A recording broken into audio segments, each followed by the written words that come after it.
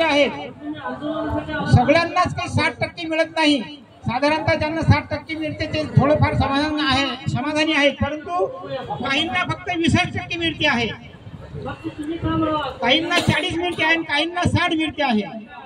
आता काही विचार असे आहेत की त्यांना पण अजून काहीच नाही, पण ते बांधव मला असं वाटतं काल जवळपास 4-5 लोक भेटले होते, आता आहेत की नाही आहेत माहिती नाही, पण असो त्यांचाही प्रश्न मार्गी लागला पाहिजे।